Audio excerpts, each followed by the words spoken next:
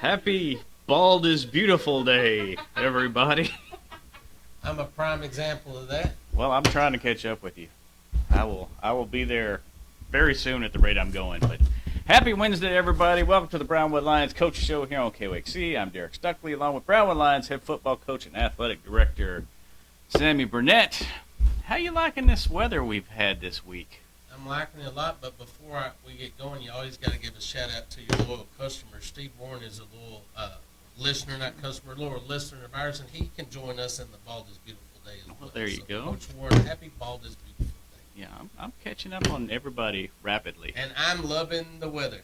It is. It is nice. Cooler temperatures, lots of rain. I guess on that note, with the rain, has that affected practice any this week? Yes. We went to the stadium this afternoon and modified what we did during the day. Didn't affect our morning walk through some weights, but it does affect us throughout the day. But we, adjust and do what we can do, and it's limited us a little bit on how we do things earlier in the week with the wet surface. I don't want a kid to slip in the mud and tear a groin or a hamstring or something like that. So we've been really cautious with all of our kids on that, but it is what it is. I mean, I thank the good Lord for the rain because we sure did need it, so we're not going to fuss about that. The cool climate, yesterday was a really good day for us. It's like you let that old horse out to the pasture when it's cool and brisk, and they get to bucking and to kicking and running around and having a good time, and that's what our kids did yesterday. I thought we had really three really good days of work. I think they're focused. Our goal is to focus on the future and not, Friday comes and Friday will pass. What we're going to do with the time from now to then to be prepared and then to look on into the future and where we want to be at the end of this thing. So I think they have a good mindset, a good focus, and they're working to step up on that, run that ladder every week. And this week was a good week. All right. According to our friend Randy Turner, there's rain in the forecast Friday night. Does that change the game plan any, or y'all just kind of go with what you've planned for most of the week? It depends on what kind of rain it is. If it's a downpour, we're definitely going to have to run the football and be able to move the ball on the ground and protect the ball. If it's just a slight rain or drizzle or, just a light rain, we'll be able to throw the football. Just make sure we have enough footballs and that we tack those up properly with the equipment, the things that we use to keep those footballs in shape, and make sure that we have them covered properly and that we're getting those things in a timely manner. So you just got to deal with the elements. It is what it is. It affects both teams, and go out there and execute and do the things well that you need to, but yet also a special emphasis on, which I hate to say that because we focus all the time on it, not turning the ball over, but really focus on ball security and things like that. Right. Of course, the Lions will be at Glen Rose, 7 o'clock kickoff Friday night. Just your overall thoughts on what you've seen from Glen Rose so far. I think Glen Rose is very well coached. Cliff Watkins does a phenomenal job over there. He always has his kids playing at a high level. I think they've adjusted a little bit from last year's team. This year's team, they're throwing the ball a little bit more right now. I know that they have a running back that is out that had some knee damage in the scrimmage. I think coach is expecting him to be back by district, so I wish that kid the best of luck. They have several returning starters. They have 6 on defense and 4 on offense. I think they're really good in the skill department. All 4 of the receivers are returning. I did well for them last year. They have all 3 linebackers and 2 safeties back on their defensive side, so they do a good job. A couple of brothers in Kelton Raymond and then his brother Camden Raymond. They're both phenomenal football players, 24, and 15. They did a great job last year. Very strong kids. They move them around in different positions on offense. They both play defense, so I think they're led by them. And of course, their skill kids. They do a good job. Most of them play both ways, and their skill guys with their seniors playing on the back end side of the secondary and then also receivers on offense. The new part of them is their front line. Just like us, they're starting a new 5 on the front, just like we are. So they're a work in progress, just like we are. So we're sort of matched, equally in that department. We'll be stronger defensively than they will, I feel, just because of the experience that we have. But they're a good football team. They're sound in what they do. They always have a good game plan. There will be some adjustments that will have to be made from us because of what we see that's new, which is no different than any week. But like I said, Coach Watkins does a phenomenal job over there, and he'll be prepared for us, and we have to be prepared for him. Talking about their offense, just looking at stats and numbers, looks like they throw the ball more than probably any team we've seen so far this year. Yeah, that's right. That's what I said. Last year they were a big sniffer team that ran the football a lot. They had a really good quarterback and running back and a big offensive line that was really good. Again, they went to the semifinals last year and fumbled the ball late in the game against Carthage, or they would have beat Carthage in the semis and went on to the state championship. They're a phenomenal football team. But they're replacing those 5 guys up front, plus the running back is out. The kid that they had in the first year that they thought was going to be the running back. Again, he hadn't played all year. He got hurt in the scrimmage, so I know they're wanting him back. And I don't know, he may be back Friday. I don't know, but from what I understand, it may be closer to district for them. But you know, for us, I think we're led by our defense. We know that they're going to throw the football. We rep a lot of stuff that they're doing passing game wise. We still understand we got to stop the run. And I feel if we can stop the run and make them throw the football, now where they're one-dimensional and we understand what they're trying to do, and we're going to do a good job of covering. So it's a lot easier when you know they're one-handed than if they're two, and if they're only going to throw the football. If we can keep behind the chains and make them throw the football, then I think we can have success because if you know what they're going to do, it's easier to cover. It's just like 7-on-7. You know, I don't like 7-on-7 because everybody knows you're throwing the ball. Right. So it's the same mentality defense. If they're going to throw the ball, we're going to be ready to cover. Well, as far as y'all gone offensively for the first three games, you did a great job mixing the run and the pass. Just kind of talk about how successful that's been. It's huge. You know, you're gonna see some changes personnel wise for us. Jalen Brown's gonna carry the ball more. He's always been a guy that we felt to be our guy. Period. But he's also a defensive player that does a phenomenal job on that side of the ball. So we're gonna balance his playing time offensively and defensively. But he is gonna get more carries. He has great vision. The game's slower for him because he's been on the varsity for a good while, and he sees the holes. Levi Pearson does a great job for us at running back. He's a sophomore. He's a little faster at trying to make his reads, trying to teach him to be just a little bit more patient. But Jalen will carry the ball a little bit more. I think our front 5 are maturating together really nicely right now. I think we're probably as healthy as we've been up front, and I think they're doing a really good job. I mean, this week, just the growth that I've seen in them and understanding what they're doing and what they're going to try to do to us and how we got to block it and protect it. But I hope that we have a really good night on the ground. As you know, the run sets up the pass for us, but I think we've proven that if we need to sit there and throw the football, we will, and we can. We have a lot of great receivers, and they're working really hard too. So, I mean, I'm excited just in the simple fact that I've seen growth in our team this week. We want to be at an elite level. We want to play at an elite level all the time. Not concerned about who we play, but how we play. And if we handle that part of it, the rest will take care of itself. And I think our kids are grasping that, and they're really working to try to become better at what they do.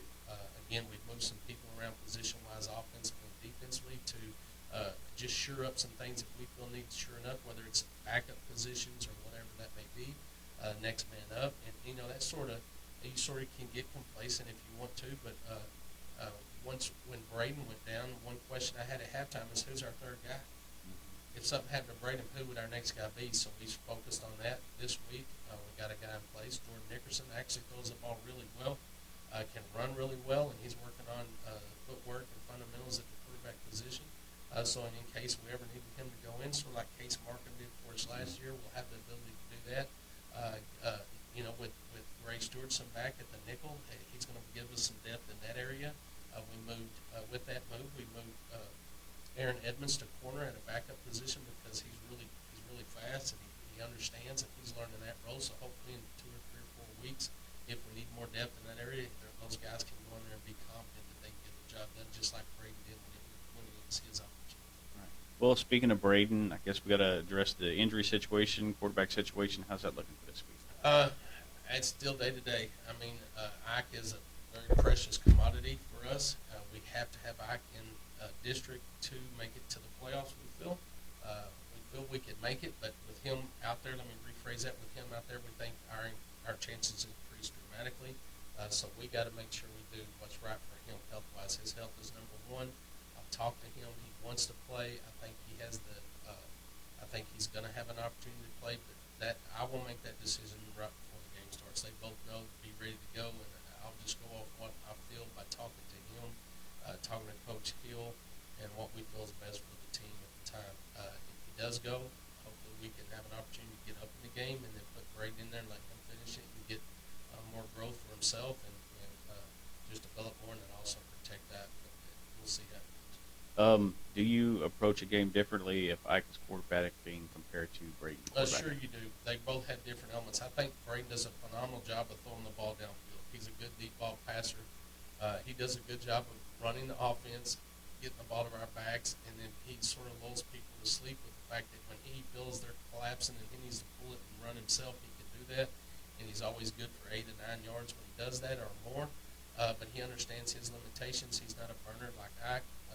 So the plays that we call are different for him. He's more not as much a dual threat guy as I'm going to keep you honest type of guy when he keeps the ball. So the play calling is a little bit different. Now in his passing game situations, we don't change that much because he understands the passing game. But when Ike's in there, it is everything's out the window. We're going with everything because he can do it all. He can throw it, he can run it, he can read it. He's going to make you be honest.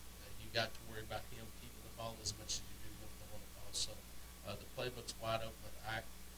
With Braden, we're just a little bit different right. when it comes to our run read game stuff, our game type stuff. Okay. You mentioned Gray Stewart's is going to be back. I guess how's the rest of the injury situation looking? Sorry. Of course, Jaden Gordon is out for the year. I mentioned that, but having Gray back gives us depth at the nickel position, which is important. Logan McKibben is still out with the kidney bruise. Hopefully, we'll get him back in a couple of weeks. We seem to be mending in our ankle situations, our knees, and all that. I think we're in a pretty good spot. If we can just stay there, that'll be great. But off the top of my head, I don't think we have anybody other than Ike and Logan. That Logan will not be playing, and Ike is questionable. But I think everybody else will be very, very good. Okay. Off to a 3-0 start. Is there anything you want to see from the team you haven't up to this point? I want them to play with passion. Every play is important. You never know what that play might be your last play. So go play it with great passion. Play it, for your team. Do your job. Be extremely disciplined. Example, I'm talking to the corners yesterday. I remember playing Canyon last year, and they had a cornerback that absolutely did everything that he was coached to do. We never threw the ball at him because I knew that kid was going to do exactly what he was supposed to do. Our goal right now is just becoming, and when I tell the kids all the time, be a master at your craft. Whatever position you play, be as good as you possibly can be at that position so that the next man can be good at his position. All of a sudden, we're getting over the hump where I feel we need to be. I want to play at an elite level. And that means it doesn't matter if we play Steveville, Decatur, China Spring, Anna. It doesn't matter who we play. I want to play at an elite level. We feel we can win those games week in and week out. It's not easy to do. We don't look at our opponent and say, let's value their ability compared to someone else, because if we can't go out and perform well against a Glen Rose, how can we perform well against a Waco Conley that's ranked in the top 10, against a Steveville that's ranked in the top 10, against the Anna that's ranked in the top 10, against the China Springs that's ranked in the top 10, against the Lubbock Estacada that's ranked in the top 10 that's in our district? We got to be able to play at that level every week, and what controls that is us. We control how we play and how we do it, what kind of urgency, what kind of passion, what kind of physicality, and what kind of mentality. So that's really what we're focusing on right now, because we feel like the only person that is going to beat us is us.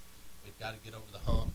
We can't turn the ball over. We can't give people opportunities by giving them big plays. We've got to make people earn what they get, and we've got to earn what we get, and don't give people opportunities to get more possessions and beat us. And that's sort of what it's been in the past, so we're trying to fix that. Okay, all right. All right, good stuff there with football. Let's kind of shift gears a little bit. It's kind of a light week in the non-football areas of sports. We had volleyball last night. We had our JV teams play against Lomita. Lomita's a small school, but it came over here and played our JV teams. Both the JV2 and the JV were successful in defeating Lomita's JV in their varsity. So congratulations to Coach Lovelady and Coach McGee and the coaches over there for their victory yesterday. We had cross country at Live Pan today. Got to speak with Coach Lipsy yesterday, really pumping her up about how the drills finished. I was really pleased. They're growing and growing. And I think they finished third overall, and we had a second place finish and an 8th place finish as individuals, so that was big with Gracie and Sydney. So then in the boys that continue to do great things, I'll see the numbers. We got soccer kids out there running so that they're in shape for their season when that kicks off, and yet they're out there trying to compete and win some cross-country stuff. So Coach Parker and what he's doing, and then with some help in the mornings from Coach Westerman, who's making sure his kids are out there doing it. Man, everything's going well for them. So I wish them the best of luck today. Again, tomorrow we have sub-varsity football. We'll host it at Brownwood Stadium with the 9th grade in the JV at 5 o'clock, and then at 6:30. And then we did pick up a combined team game with Jim Ned, so they'll travel to Jim Ned and play over there at 6:30 on tomorrow. And then, of course, tennis will play Copper Cove on Friday at 4 o'clock. And then volleyball will play Richland Springs at 4:30 and 5:30. And then, of course, we kick off in Glen Rose at 7 o'clock at Tiger Stadium. Remember, you can go to Brownwood ISD Athletics, brownwoodisd.com/athletics to get the link for tickets, or you can go to Glen Rose box office and get tickets there, or you can get them at the game for $5 and $3. All right. Good stuff, Coach. I think we hit it all I right think, there, didn't yeah, I think we've covered everything. That's good. All right. Anything else we need to mention today? Better thank those that make this show possible. That'll be Auto Glass Magic, Burner Auto Group, Syntex Body and Paint, Syntex Equipment Sales, Citizens National Bank, Dan Hill Containers, Dr. Bon Young, Dr. Pepper Bottling Company, Edward Jones Investments, Hendrick Medical, Howie Enterprises, Humphrey Peets, Hartman Funeral Home, Landmark Admin, MC Bank, Painter and Johnson Associates, Smith and Sharp Agency, Sonic Drive-In, Stanley Chrysler, Texas Bank, Weldon Wilson Electric, Western Bank, and Willie's Tees. All right. We will be back Monday to wrap up the Glen Rose game, look ahead to the Waco Conley game, and talk all other Lions and Lady Lions athletics here on the Brownwood Lions Coaches Show on KOXE, KOXE.com, the KOXE app, and the KOXE Facebook pages. Have a great day, Brownwood.